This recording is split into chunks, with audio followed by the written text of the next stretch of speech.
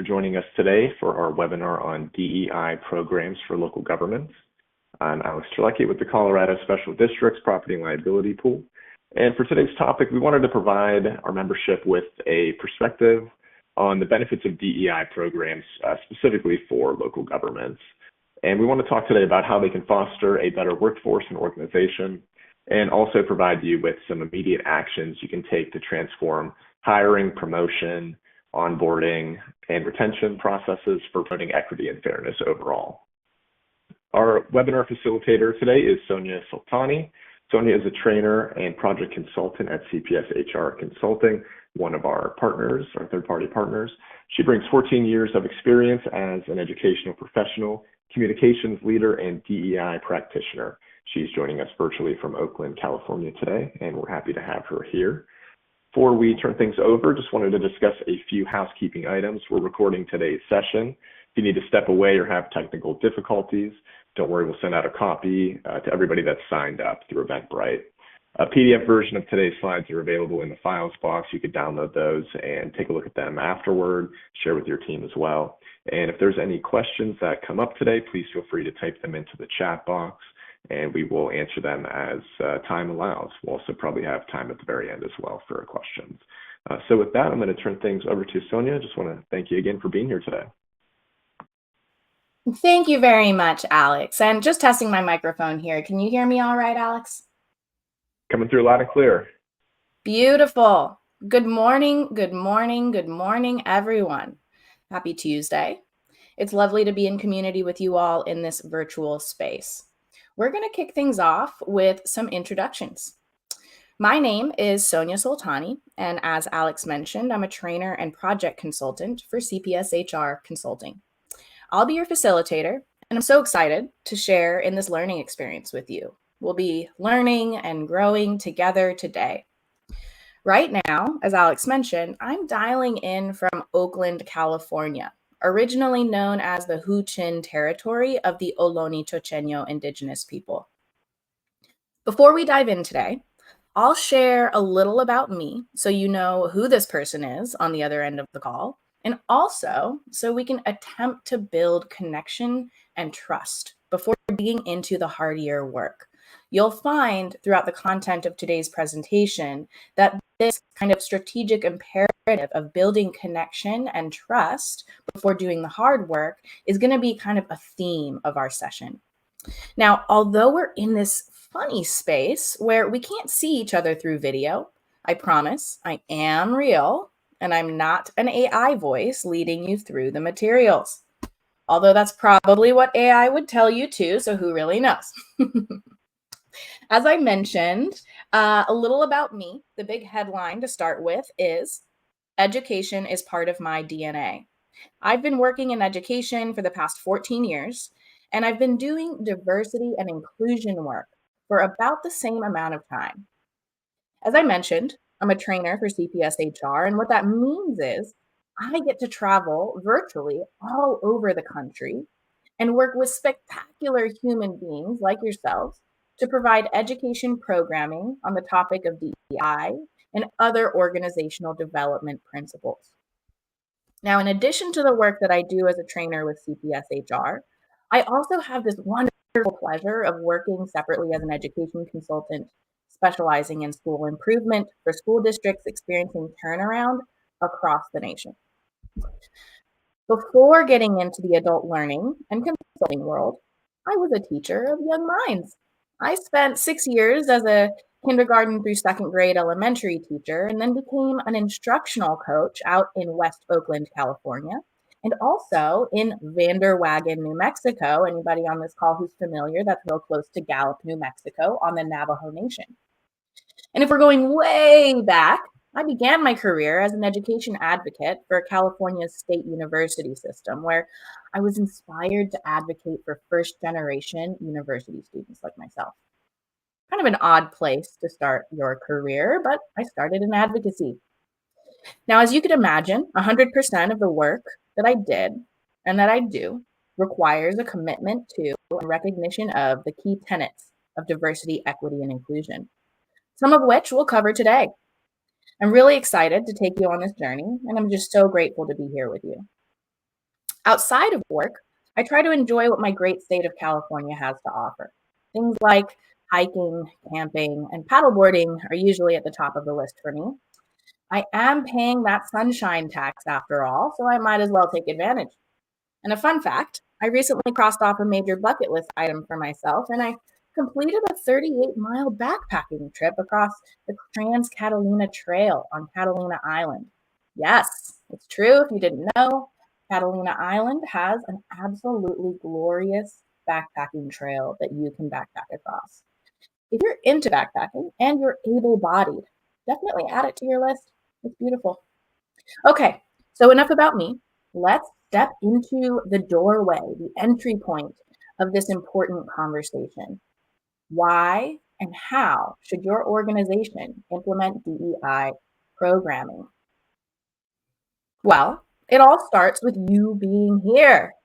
I understand we're joined today by folks who represent Portland, Colorado special districts, specifically folks who work in risk management, property and liability, and other public services. I want to take a moment to acknowledge each of you for the wonderful work and impact you're having on your communities. The investment you're making today in furthering your diversity, equity, and inclusion learning certainly speaks volumes about your commitment to your work.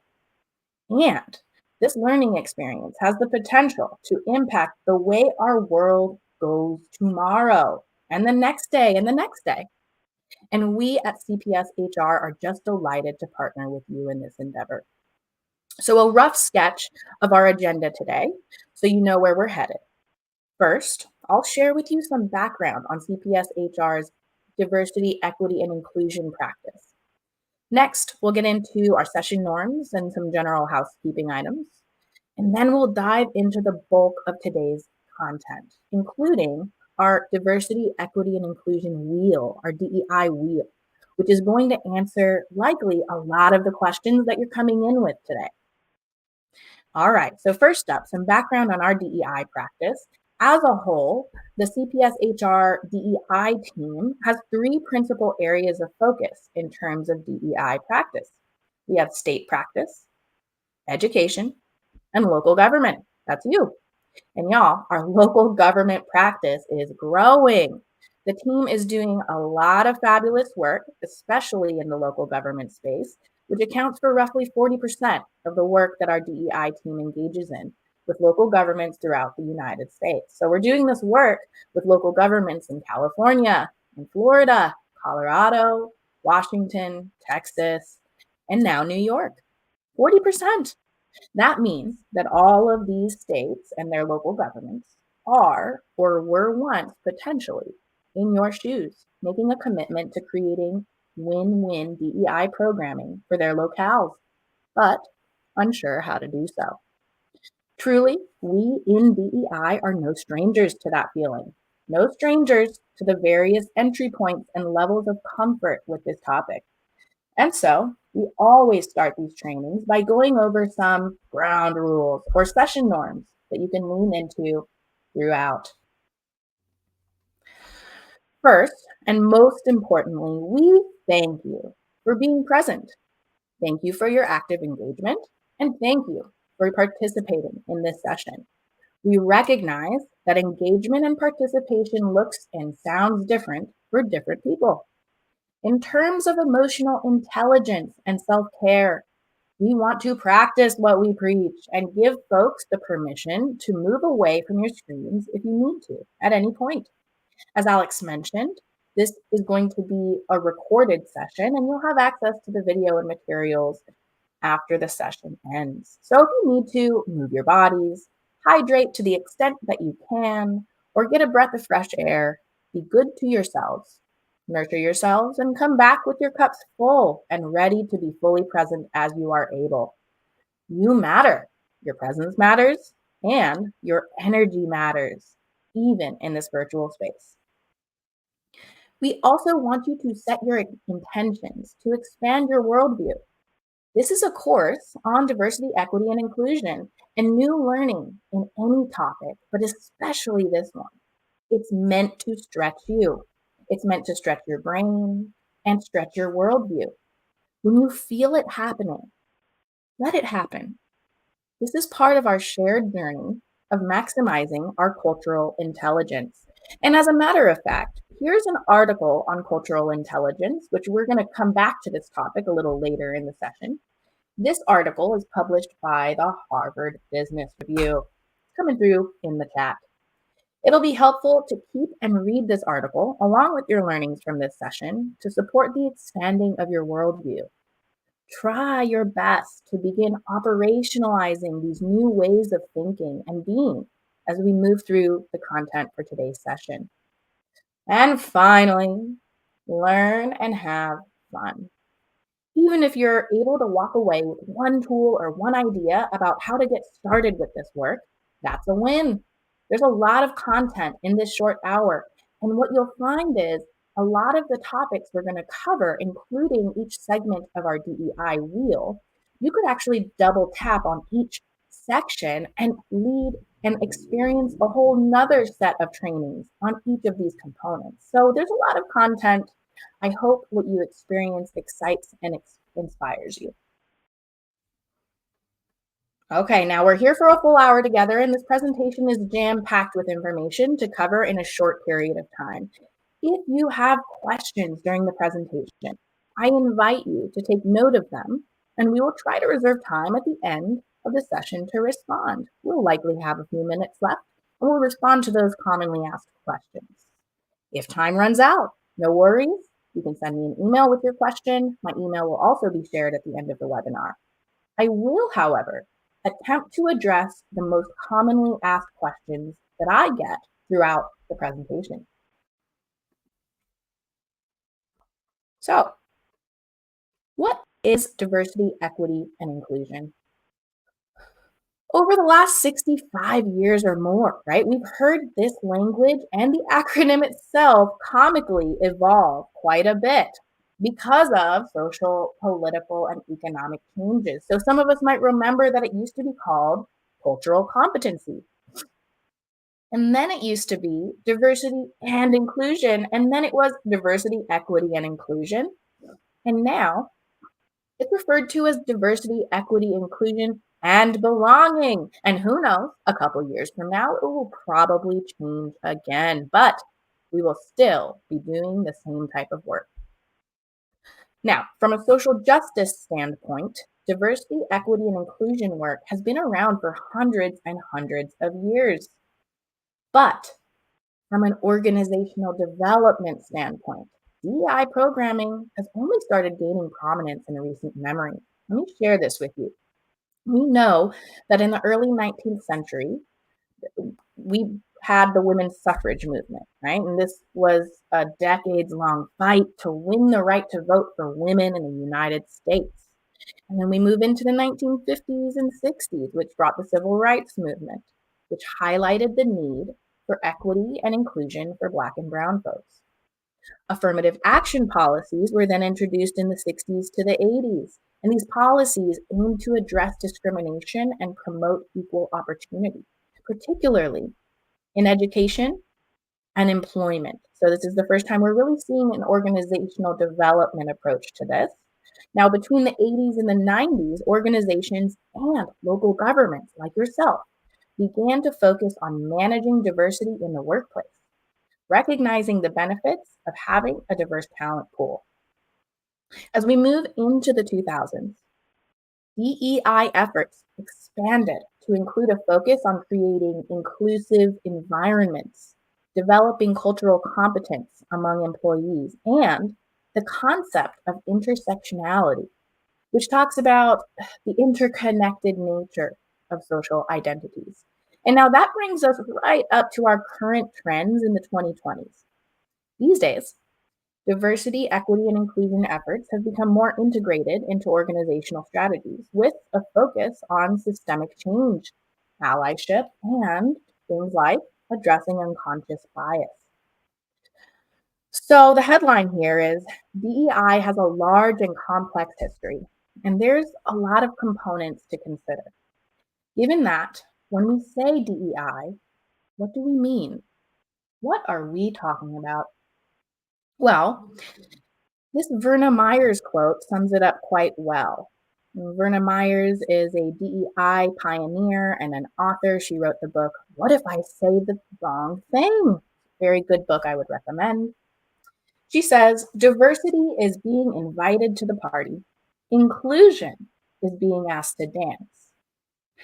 For us at CPS HR, our meaning of diversity is the sum total of all humanity. It is not just equal employment opportunity. It is not just protected classifications, but it is the full spectrum of all of humanity. So we're talking concepts of gender diversity, language diversity, neurodiversity, socioeconomic diversity, diversity of thought, diversity of physical ability. It's that entire spectrum, folks, inviting them to the party. Now, making sure that they have what they need to be successful is the definition of equity. In this party analogy, an example of this would be having a ramp to your house party, so that your other abled friends can physically enter the space and enjoy the party, right? And inclusion is getting a seat at the table, being thought of, being acknowledged, getting a voice in decisions that are made that concern you, being asked to dance. So, team, I think that we all know that diversity, equity, and inclusion carries with it a very unique perspective across the United States right now. So let's talk about the way we see it at CPS HR. For us, it's all rooted in cultural intelligence. And I'll point back to that Harvard Business Review article I put in the chat earlier. We like to start by saying what DEI is not. So we know that it's not shame and blame. We're not here to be like, well, X amount of years ago, this happened and that happened. It's your fault. No, it's your fault. We cannot move forward as a culture, as a nation of people and organizations, if we continue to shame and blame. So we learn to remove that.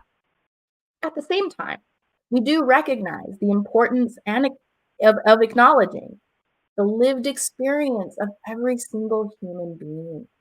And we know that no two humans have the same lived experience.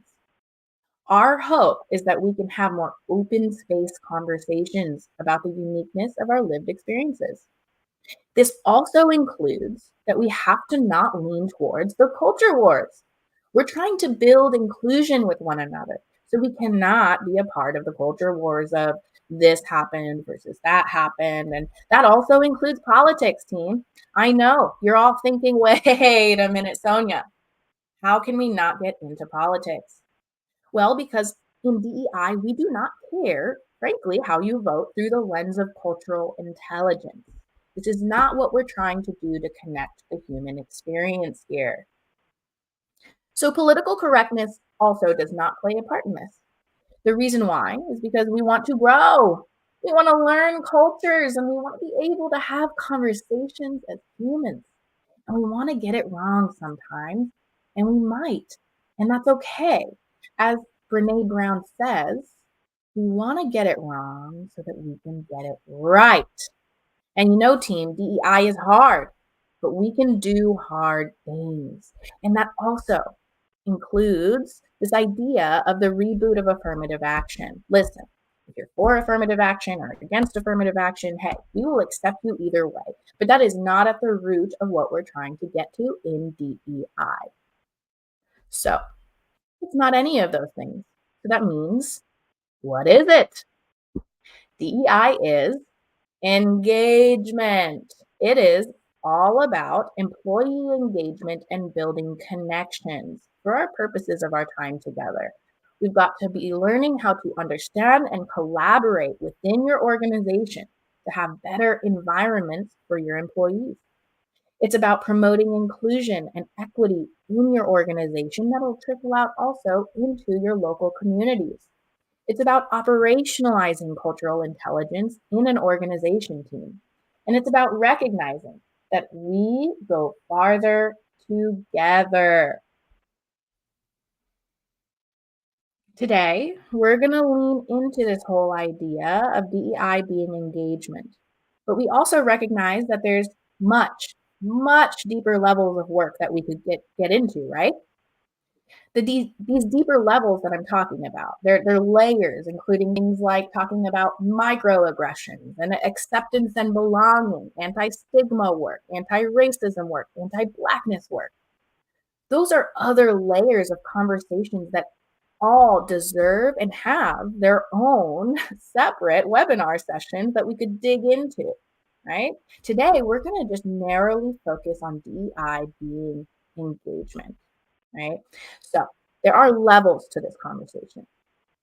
We can't hope to cover all these topics in 1 hour or one lifetime, but we can all start with DEI as engagement. And one thing we're finding that's showing success when we work with our local government partners is that each organization needs to be intentional about which level of DEI we're starting this journey on. Remember, everyone has different entry points. So think for your own organization. Is your entry point at the engagement phase? Is this a deeper level of acceptance and belonging in your conversations? Are we doing deeper work into levels of anti-stigma, anti-Blackness, anti-racism? Once you and your local organizations are able to identify and align on what this work actually is for you and how deep it goes, it makes this difficult work much easier. We know this phrase, clarity is kind. So if we know where we're going, then we have a greater likelihood that we should get there, don't you think?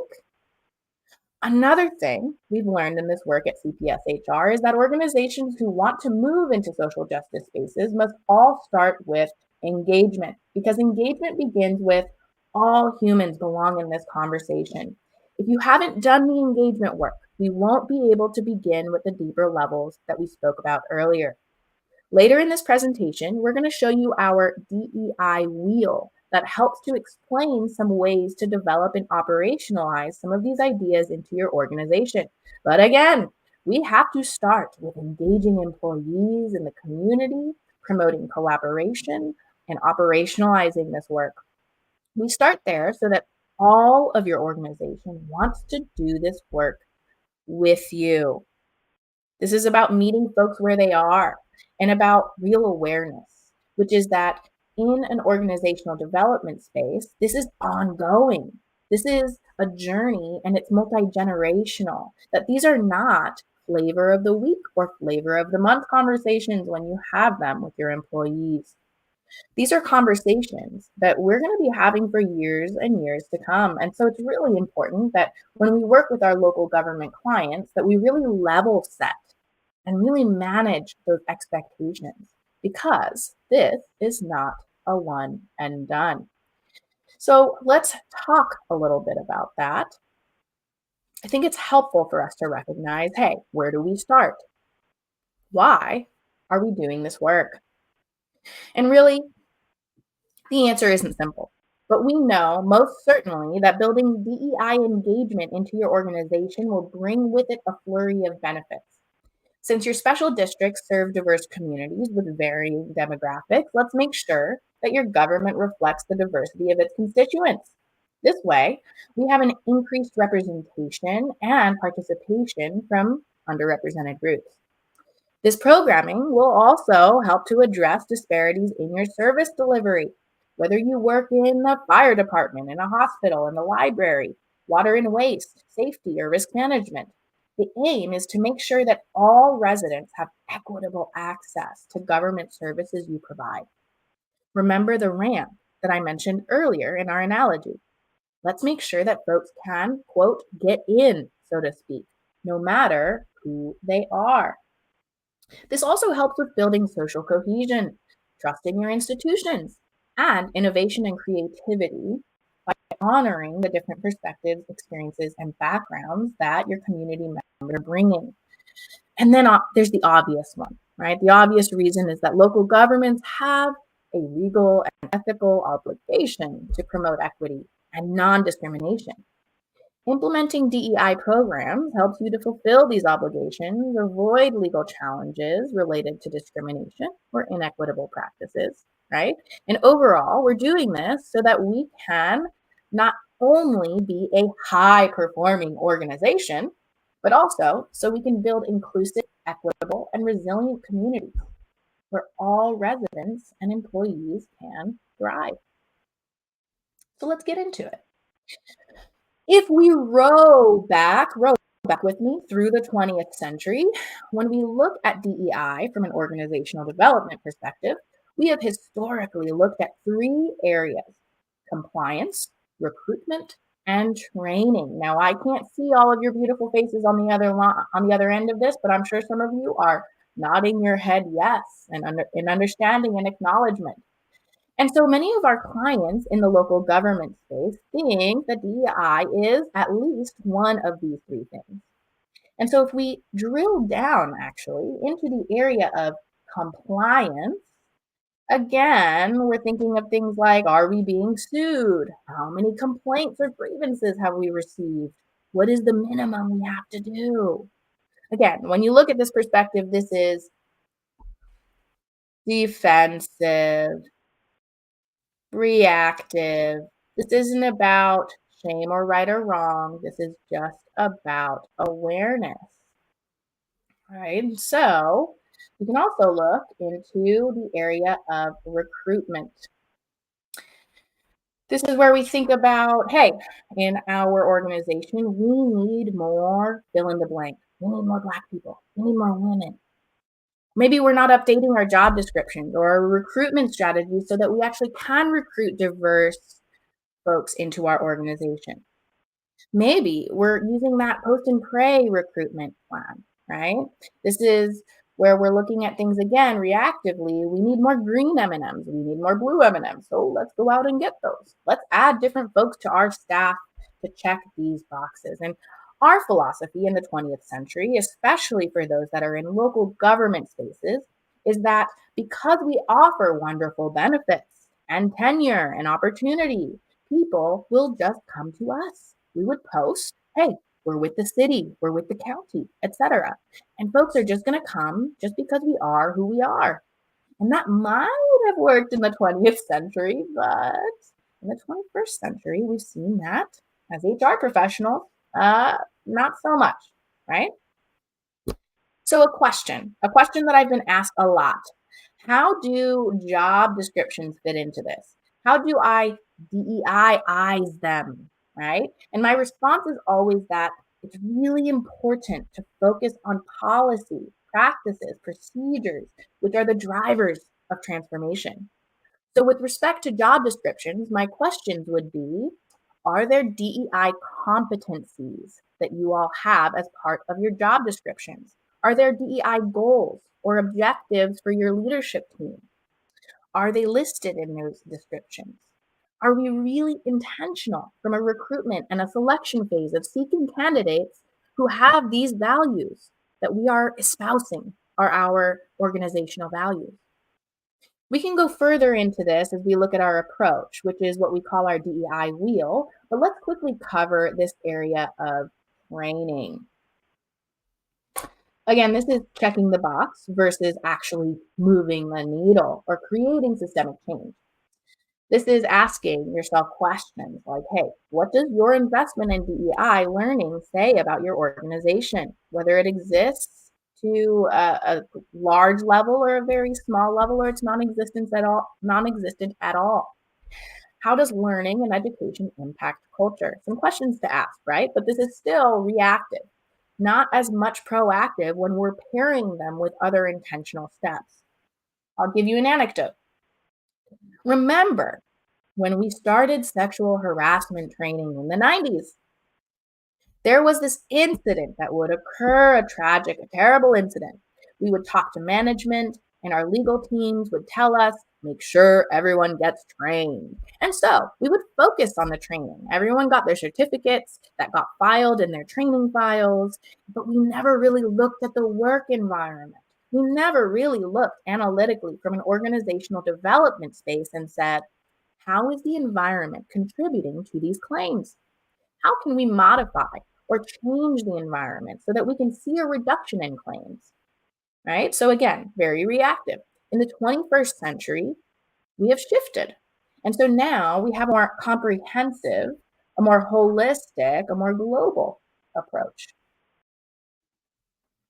And so when we look at, hey, how can we create this lasting sustainable change through this initiative? It's really about cultural intelligence. So let's talk about that. What is cultural intelligence? Well, it's also known as cultural quotient, and it's having the capacity to relate to and work effectively with different groups of people across cultures. Okay, so we're talking about national origin, ethnicity, and culture, which are really thought of in this case in an anthropological sense. We're talking about humans. How do different groups of humans work effectively with other groups of humans? Now, for our purposes today, cultural intelligence basically brings to light the different cultural competencies and skill sets that organizations should aim to cultivate among their teams. This will help promote greater diversity, equity, and inclusion. This is the content of your engagement strategy, right? So I've already given you that first step. Your first step is an engagement strategy. The content is building cultural intelligence. So a key takeaway here then is that you've got to build engagement and also work through the lens of cultural intelligence in order to reach your end goal of successfully establishing DEI programming. As a DEI practitioner, I've gotten this question a lot. Sonia, what about white people? How does a white man enter into this work specifically? How do I do this without shaming or blaming the white people on my team? It's a very common question. And my answer is this: it's an invitation to remember that diversity is the sum total of all humanity. This is inclusive of white people. This is inclusive of white men, inclusive of white men over 40 and under 40. And I'll tell you why. If this is supposed to be about creating an engagement strategy, and it is, how can you have an effective engagement strategy if folks don't see themselves powerfully represented in the framework? So it's extremely powerful and critical that every human being in your organization sees themselves within this DEI framework. This is not a conversation just for Black and Brown people or people of certain genders or expressions or gender orientations. For those of us who might have that mindset, the growth opportunity is recognizing the full spectrum of DEI, which includes all humans. So let's get into our DEI wheel now. Okay, here it is. In the 21st century, this is the way in which we approach these transformational conversations. This is not a check the box conversation. This is a moving the needle conversation, right? In order to move the needle, you really need to embrace that Stephen Covey principle of begin with the end in mind. From an organizational development, organizational design, from an employee engagement approach, this is, hey, let's look at the entire life cycle of employment and the entire life cycle of the organization and infuse DEI at every stage. So this is iterative work. Let's start at the 12 o'clock position, the strategic imperative. You heard me mention this a little bit earlier. Those conversations really deal with what is it that we're doing and why are we doing it? Why are we paying taxpayer dollars, general fund revenue on these initiatives? What does success look like in each arm of the organization? Is there a strategic or operational plan around DEI? Does your leadership team have these conversations? It's important to have these conversations, and it's important that the outcomes of the conversations and these initiatives are well and transparently communicated throughout your organization. And what we may find is that the success of the rest of the steps in the wheel that we will cover is directly linked to the robustness of the strategic imperative conversations that we're having at the outset. Remember, this is an engagement strategy that we're aiming for. So communication, collaboration, transparency, intentional planning, they all need to be at the forefront. Now, at this point, you might be thinking, hey, Sonia, we have these robust equal employment opportunity policies. Doesn't that establish our DEI commitment? Well, in some places it might, but when we look at the DEI policies that you have, this is still a growth opportunity for folks all across the spectrum: local government, education, state practice. There's this nuanced distinction between equal employment opportunity, which are regulatory policies, versus DEI, which is a more holistic, a more transformational approach. This is recognizing and understanding the nuanced distinction between equal employment opportunity and DEI, also understanding their points of intersectionality. When it comes to engagement, the more obvious question that you might have is, what about people who aren't open to having these conversations or have misperceptions about what DEI is? You might have a few of those folks in your organization. And again, this is another level of deeper learning that needs to take place. In our strategic imperative conversations, this is where we really want to initially address this with your employees and teams. It's really important to point straight at these negative perceptions and work through these prevailing best practices. Use robust trainings to support each other's learning. We know that all human beings have bias. And so, what is the level of implicit bias training that we're doing to uncover our blind spots, to recognize them, and to neutralize them? What are we doing to disrupt it? What formal or informal strategies can we take? There are many, and as I mentioned, each of those top their own set of lengthy webinar sessions. The answer, put bluntly, is that we reinforce diversity and inclusion as a prevailing value for the organization. And then we make sure that the organization itself walks the walk. Let's move to the 2 o'clock position, which is what we call analysis of equity indicators. This is all about gathering data that is going to manage and inform this process. So we gather quantitative data in the form of DEI assessments, where we focus internally within the organization. And then we do these assessments and surveys externally with communities. We also want to gather qualitative data in the form of focus groups, both internally and externally.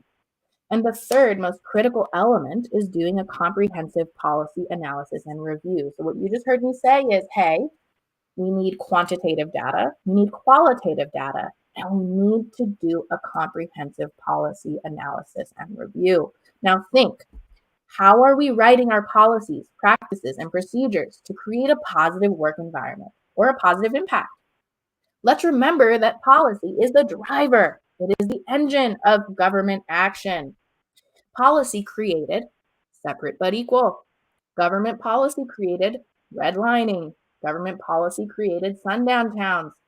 Government policy created all of these barriers to inclusion. And so here is the wonderful opportunity that government policy gets to be the solution. Now we're at the 3 o'clock position on the wheel. Might be more like a 3 or 4, right? DEI education. So now that we have communicated the strategic imperative, now that we have gathered the information and data that we need and we've met the organization where it is, now we can have customizable learning and education strategies, both formal and informal. And these will help to increase awareness, increase understanding of DEI and where your organization is and where you want to go. So a lot of folks get really excited in this DEI work and want to just jump straight to this 3 o'clock position on the wheel and go right into DEI education. But remember, we must start with the communication, the strategic planning at the strategic imperative level first. Okay.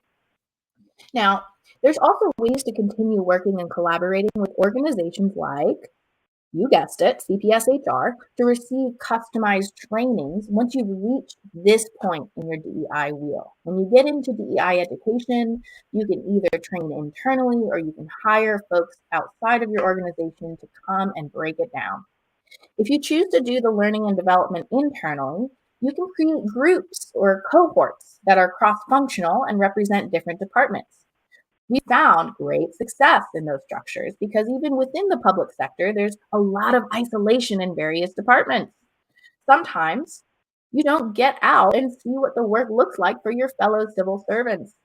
So we build these cohorts, we mix and match the departments at the strategic level so that they can grow and learn in educational spaces together. When you design your cohorts, they can be done cross-functionally, but you can also do it by classification. One of the hallmarks of our work in DEI is establishing a high level of psychological safety for all of your participants. And so we don't want to put certain folks in your organization together in cohorts because we want participants to feel free to give feedback as they move through the experience. As we move into deeper models and deeper conversations, then we can lean more into those cross functional models while recognizing that these conversations can be difficult for many people. It'll be important to really lead with establishing that psychological and emotional safety. Remove judgment from the education space and use crucial conversations as a framework when we're in the learning and education space. Remember, we're leading with awareness, we're leading with understanding, we're leading with connection, we're leading with what the work actually is, engagement. So we have formal and informal training and learning opportunities. A formal training might be on topics like managing conflict through the lens of equity, understanding gender equity and gender expression. A more formal setting, on the other hand, might be more like a luncheon where we introduce one topic and give folks an opportunity to engage around the topic. This could also be a library of resources that you share and encourage your teams to continue their learning and education even outside of the formal setting. Now let's move to the 5 o'clock to 7 o'clock positions. As we move down to 5 o'clock and 7 o'clock, this is the heavy lifting. This is where the rubber meets the road because this is all about operationalizing the work. This is the key differentiator between the 20th century construct and the 21st century construct, because the 20th century, during that time, you would finish your training and then be done. That's what we're finding, especially in local government space, is that operationalizing through action planning and DEI goal teams isn't always a step that we get to. So through the HR management lens, we ask questions like, hey, how do we infuse DEI and access and belonging into every core aspect of the organization? How does DEI show up in the recruitment process, in performance management? How about in the vendor procurement process? And this is where we work with HR departments to really look at leadership job descriptions, so those managers, supervisors, senior positions. And if DEI is going to be part of the DNA of the organization, then again, clarity is kind.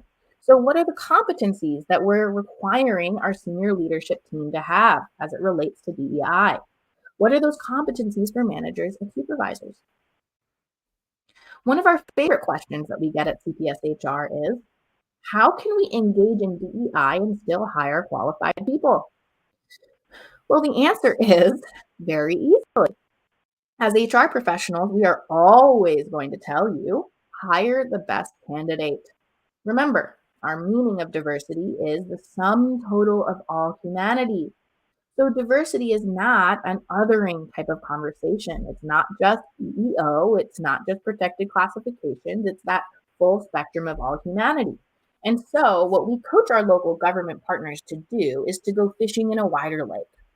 This isn't lowering standards. This is broadening those standards so that the pool is made up of highly qualified candidates who represent all of the dimensions of diversity, right? So this isn't I'm going to hire this person because they are blank. This is hire the best candidate and work to find those diverse stars. Move away from post and pray, right? It's a major shift we consider in the private and government and nonprofit sectors. We now get to be active recruiters and sift through our values and competencies to find the person that meets the organizational needs. From a DEI or HR perspective, one of those things to do to reduce bias is to go through and have HR scrub applications and resumes prior to sending it to the hiring manager. So this is them removing names, locations, names of schools they attended, etc. So that the person who's reviewing the application gets to just focus on the qualifications for the job. Now, this is one way that language forms the limits of our world. This is a quote that I love by Brene Brown. Language gives our biases something to latch on to, right? Even if it's language on a resume or the culture that might be imparted in a person's name. We have to move away from practices and just ask simply, is this person qualified for this role? Remember, this is diversity of gender, ethnicity, language, neurodiversity, etc. How do you break down those barriers and biases that hiring managers might be bringing into the hiring cycle without even knowing it? We want to give every applicant an equitable chance. Now, once you've got the hang of this engagement and inclusivity piece, when you're ready to go to the next level, you now think about how leaders are walking the walk and talking the talk from a leadership perspective. That's how you get into the competencies of leadership. And so now you're including these competencies in your interview questions, in your resume reviews. You have to look at a person's holistic view of, hey, is this person checking all the boxes, but they don't have any track record of leadership and moving the needle in some of this work, then that needs to be considered. This is what growth looks like. We move step by step methodically in these decisions under the umbrella of DEI principles. So the bottom line is, in terms of meeting your employees where they are, you've got to model what you practice and practice what you preach. You've got to develop the metrics, the goals, the objectives. You can define success as it looks like for you and your organization. And so there's an awful lot of conversation for your teams to start with just there. The big question is, right? How are you going to make this part of your institution's DNA? This is not going to happen without your frontline workers, your mid-level workers, and your executive team. So as we go through this, we bring everyone on the journey for the purpose of being successful. And when we say include all voices, we mean all voices. That includes this idea that we mentioned earlier, which is creating psychological safety. Remembering that DEI is not about partisanship or politics. This is not an initiative where we're leading with social justice and advocacy. This is an effort and an engagement strategy in which you're leading with, I want to be a high performing organization. High performing organizations, statistically, wholeheartedly embrace DEI. High performing organizations give their teams, both leadership teams and staff teams, that sense of belonging. Because it can't just be a leave it in this pocket and they'll work it out and it'll trickle around to the rest of the work environment. It really doesn't work that way, right? So let's move over to the 8 o'clock position on the wheel. As we continue down the wheel with DEI progress tracking, we want to be thinking about how are we communicating our growth with our stakeholders? How do we make this a transparent process? We designed this as a circle because it's a cycle. It's not a linear step-by-step process. Now, I know I've overemphasized this enough, but again, we do recommend that folks start with step 1, the strategic imperative. In the same way that local governments talk about fiscal accountability, in the same way local governments talk about safety, cyber safety, etc., what we're finding is a recipe for success is when local governments are incorporating DEI as part of their organizational conversation, and that's now embedded in their DNA. Just like you have a continuous quality assurance cycle for your organization and your departments, you'll have to reround this cycle many times to keep with the growth and changes your organization might experience. And since language changes, we regularly assess and review policy language and repeat that cycle as well. And so DEI gets to be infused in every core aspect of an organization. Now, I'm going to put this as an aside here. HR does play a large role in this. And there are other departments that are equally impactful in the DEI space.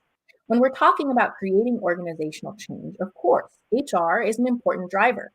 But the most important driver team is the chief executive. The research we've done, which aligns with research shared across the nation, says that these conversations and the thought leadership needs to have access to the chief executive and not be embedded solely and exclusively in HR, in risk management, in compliance. It should have that same level of C-suite access that all other departments' heads have. And again, that's a powerful takeaway that we're seeing, and it's playing out really well for us. right? Okay, so a few takeaways here. Number one, language matters. Number two, this does not check the box work. Number three, this is longitudinal work. Let me give you just a second here to reflect for your own organization, for your own position, wherever you're coming from. Given what we just learned and thinking through that DEI wheel, I want you to think about your first reaction to these questions. Go with your first impulse. Write it down if you need to for yourself. It's not expected that anyone here is going to share any responses. You can return to your responses later for more robust reflection, right? So the first question is, how would you describe the diversity in your department? How would you describe it? Initial gut reaction. Imagine you had different identities than the one you have now. Imagine. How would you feel working in your department? Would you have the tools you need to be successful? And finally, what biases or barriers to diversity might be at play in your department? Remember, this is not a shame and blame conversation. We just need to start with real awareness. Some really important questions to consider, and perhaps some questions that you might bring to your leadership teams and think about as you engage in the strategic imperative. Okay, so we're nearing the end here. Let's talk a little bit more about, hey, where do I start? Especially in the conversation and the engagement piece. A great place to start is in this idea of fostering acknowledgement versus simply agreement. Acknowledgement is an essential element of mastering cultural intelligence. Agreement, on the other hand, it's all about being in complete ownership of one particular worldview. So, looking at an all American superhero like Superman might feel one way to one group of people, but then what if you apply those things that Superman stands for, America, justice, etc., to another cultural experience? Is that statement still inclusive? Maybe not. It's great if you're American and part of the United States crowd, but if you're not part of that dominant group, then it won't be true for you. That's an example of the difference between agreement versus acknowledgement. Acknowledgement is the umbrella that we all want to stand under together. Acknowledgement lets us hold multiple competing truths, recognize multiple worldviews, and encourage a type of harmonious coexistence where we say, hey, we accept and respect everyone, knowing that we're all on our own unique life journey. These are the essential pillars or places to start, and you can start today. You can model this behavior and support your staff in modeling this behavior today. And in fact, remember what I mentioned earlier about language forming the limits of our world. Consider this as an invitation to recognize that language has the power to expand our awareness or not to. It's a powerful tool. A great example of this is in the language of your job postings. Is there a more effective way of messaging what we are trying to achieve? What are the knowledge, skills, and abilities and other attributes that support this position? And so, in that way, there's lots of ways you can lean into language and use language to support DEI practices and values just in that one place. Another place you can raise this idea up is when you engage in DEI education and training sessions with your teams. We found great success in teams who ground in a type of living glossary on DEI to create a common language across their organizations. So no matter what your division or department is, the language never changes. The experience, of course, that different departments are going through need to be honored, but always we get to choose and pivot from the same positionality and the same language. Team. This is mindset work that becomes heart set work that becomes committed action. So, especially when we're in the learning and education phase, we are leading with mindset. We are not leading with social justice. We are not leading with critical race theory. We are not leading with any of these other modalities. Now, there are many modalities that are academically sound, but the hope is that the language you use and the psychological safety you establish will help folks align on and in a specific way of thinking, disarm, so to speak, right? These are things that might seem small, but they're powerful. These small calibrations and micro movements, when they're properly implemented, they can lead to dramatic gains.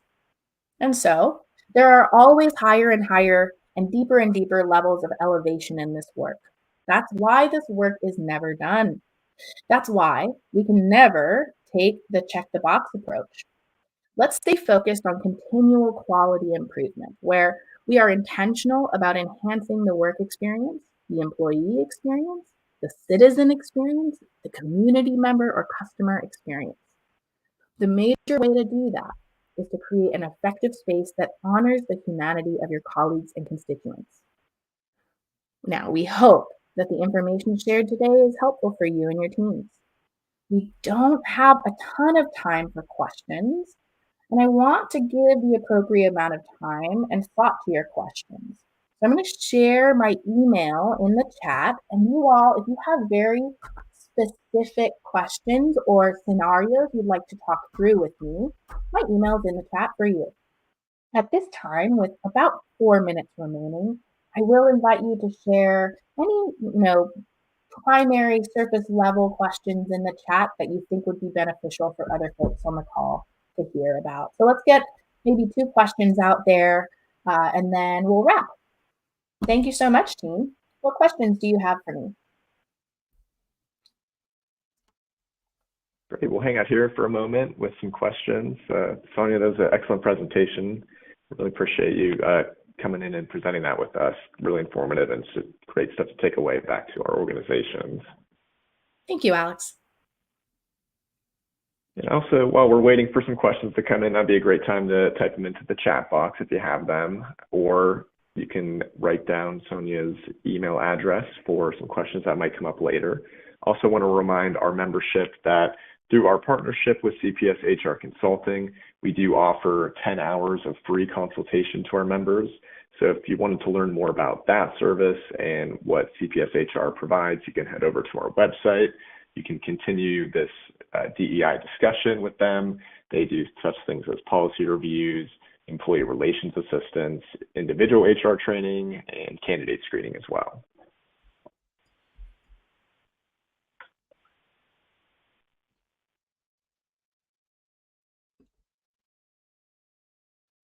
Perfect. Well, I'm going to sit tight for another minute or so because folks might be typing some lengthier questions in the chat. But if you do not have questions, if you have gotten the information that you need, thank you very much. You're welcome to log off at this time. And good luck with your strategic imperative conversations. I'm a resource for you, so please do record my email. Thank you very much and have a beautiful rest of your week.